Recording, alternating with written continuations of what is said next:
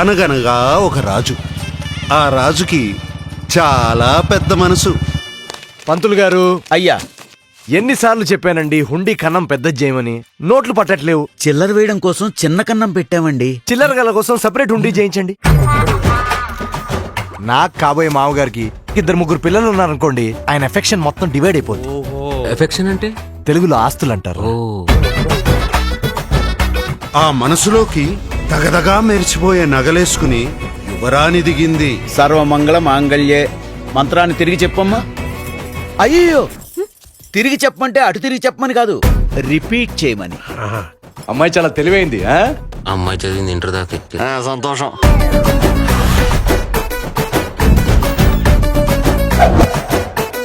మీ కుక్కే brand? మాది golden retriever అండి. ఆహా, మీ బ్రాండ్? బ్లాక్ డాగ్ అండి. బ్లాక్ డాగా? నల్ల కుక్క, బ్లాక్ డాగ్. నాకు బ్లాక్ డాగ్ ఉంది, వెరీ క్యూట్. నీకు ఫ్యూచర్ లో అమెరికా వెళ్లే ప్లాన్స్ ఏమైనా ఉన్నాయా? హాయ్ బాబోయ్, నేను చిన్నప్పుడు అంతా అక్కడేనండి. ఎరా, ఆ వైట్ హౌస్ ఇంకా వైట్ గానే ఉందా? బ్లాక్ అయింది. శభాష్.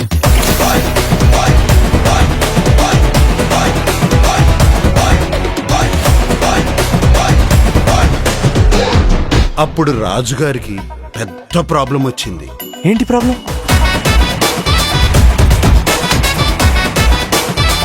నీతో ప్రేమలో నేను చాలా దూరం గెలిపాను చారు. ఇప్పుడు యూటర్న్ తీసుకోమంటే? నా ప్రేమ కుక్కట్పల్లి ఫ్లైఓవర్ లాంటిది, అక్కడ యూటర్న్ లేదు. వీళ్ళిద్దరు పెళ్లి ఎలా జరుగుతుందో నేను చూస్తాను. ప్రశాంతంగా ఉన్నోడిని ప్రశాంత్ నీల్ జోన్ లోకి తీసుకొచ్చారు కదరా.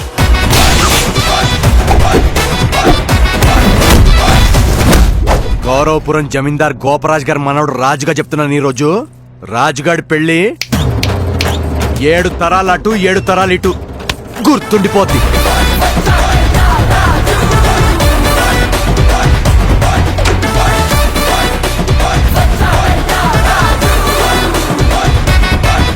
భూపతిరాజు గారు, పండక్కి అల్లుడు వచ్చేస్తున్నాడు, రెడీగా ఉండండి మరి.